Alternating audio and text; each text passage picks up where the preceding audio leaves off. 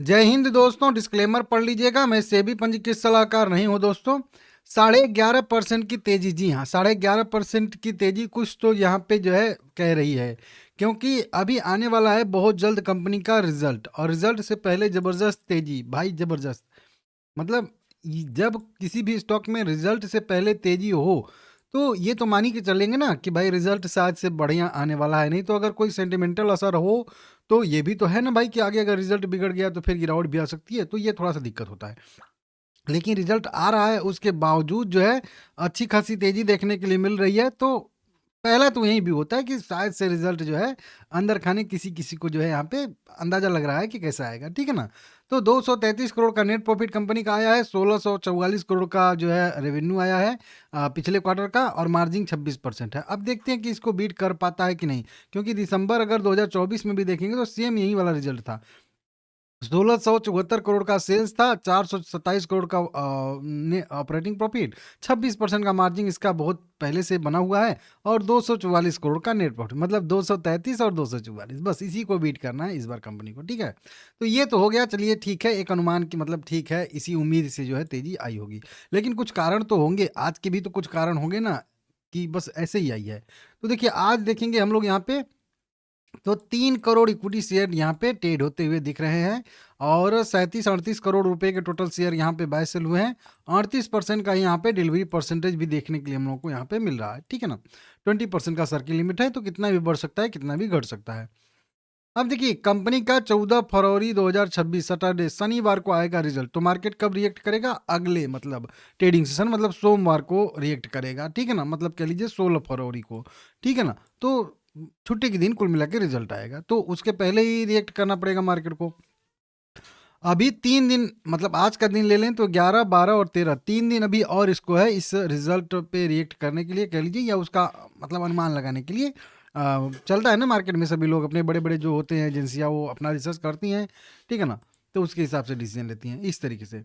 अब देखिए इसमें एक अभी हाल फिलहाल का डेवलपमेंट हुआ है, एक चीफ फाइनेंशियल ऑफिसर जिसको सीएफओ कहते हैं, उनकी नियुक्ति देखने के लिए यहाँ पे मिल रही है, ठीक है ना। और रविंद्र करके कुछ नाम है, इनकी नियुक्ति हुई थी। हालांकि सी एफ ओ के तौर पे नियुक्ति के लिए कुछ श्री नारायण राजू करके हैं, इनको 85% बहुमत से जो है पास किया गया था, लेकिन इनके जगह पे इनकी नियुक्ति कर दिया गया, और इनको जो है यहाँ पे दूसरा पद दिया जाएगा, चीफ ऑपरेटिंग ऑफिसर, मतलब सीओओ के पद पे नियुक्त किया गया। मतलब ये जो नारायण राजू हैं, इनको सीईओ के पद पे, सीएफओ के पद पे तौर किया गया था, मतलब मंजूरी मिली थी बोर्ड में, ठीक है ना। लेकिन बाद में इनको जो है सीओओ का पद दे दिया गया, और दूसरे जो रविंद्र कोठारी करके हैं, कोंडा मौरी करके है, उनको जो है चीफ फाइनेंशियल ऑफिसर सीएफओ के तौर पे नियुक्त किया गया, ठीक है ना। इस तरीके से 20 साल का इनके पास एक्सपीरियंस भी है, अच्छा खासा है। ये हाल के डेवलपमेंट हुए हैं, इनको भी आप लोग चाहे तो पढ़ सकते हैं, समझ सकते हैं, ठीक है ना। हालांकि इसकी वीडियो मैं बना के आप लोगों को समझाया हूँ, ऐसा नहीं है।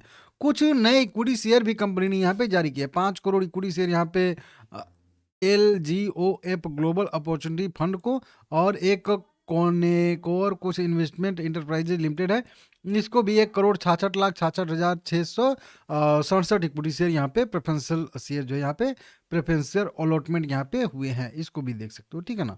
तो ये 2-3 डेवलपमेंट हुए हैं। देखिए न्यूज़ की बात करेंगे तो न्यूज़ में पूरा ढूंढ लिया हूँ भाई, कहीं पे भी न्यूज़ यहाँ पे नहीं आ रही है। रक्षा क्षेत्र में भी कंपनी यहाँ पे सलाहकार नियुक्त कर रही है, कई सारे 5-6 दिन पहले की खबरें हैं यहाँ पे, और उसमें भी मतलब डिफेंस सेक्टर में भी कंपनी एंट्री ले चुकी है। ब्राइट कॉम डिफेंस नाम की ऐसी कंपनी है, बहुत पहले वीडियो बनाया था, ठीक है ना, इस तरीके से। और भी कहीं पे भी अगर हम लोग ढूंढेंगे तो कहीं पे भी यहाँ पे नहीं दिखेगा कि क्या तेजी का कारण है, ठीक है ना। बस वही मैनेजमेंट में बदलाव वाला न्यूज़ है, तो वो तो मैं बता ही चुका हूँ, आप लोगों को समझ ही सकते हो, ठीक है ना। तो अब क्या कारण के पीछे का क्या कारण है, मतलब तेजी के पीछे का, तो एक ही मुझे तेजी का कारण दिख रहा है, ये मार्केट। मार्केट में जब हरियाली रहती है तो फिर पूछना नहीं होता है, जब हवा चलती है ना, या फिर कह लीजिए जब आंधी चलती है ना, तो देखना नहीं पड़ता है कि कौन शेयर किस लिए भाग रहा है, सब अपना जो है अनाधून भागते हैं, समझ रहे हो।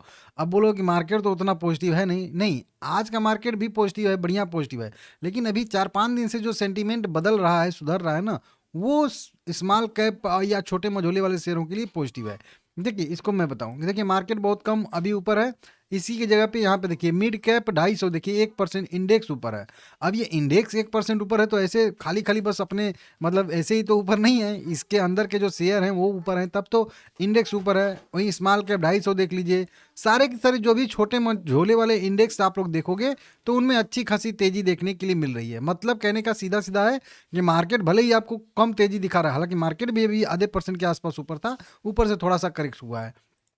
तो ओवरऑल मार्केट में तेजी है, इसीलिए जो स्मॉल कैप की कंपनियां हैं और जिनसे लोगों को थोड़ी सी उम्मीदें ज़्यादा हैं, जो प्रॉफिटेबल कंपनियां हैं, उनमें थोड़ी सी बाइंग आ रही है। समझ रहे हो आप लोग, मेन ये है तेजी का कारण, ठीक है ना। बाकी रिजल्ट जब भी आएगा मैं आप लोगों को यहाँ पे बताऊंगा, समझाऊंगा, देख लीजिएगा।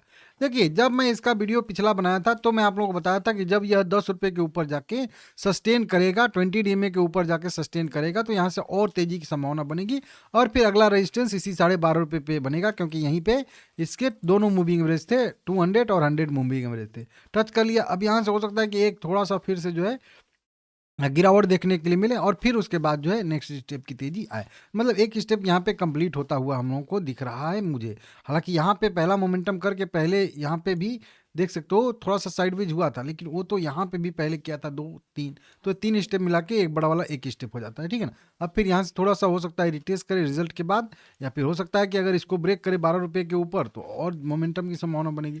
फिलहाल में नए एंट्री के बारे में मेरा भी उसमें अभी दिक्कत वाला रहेगा। हाँ, अगर यहाँ से थोड़ा बहुत रिजल्ट के बाद 1 हफ्ता 1 महीना इंतजार कर लीजिए तो फिर इसमें जो है नए एंट्री का पॉइंट यहाँ पे बनेगा मेरे हिसाब से।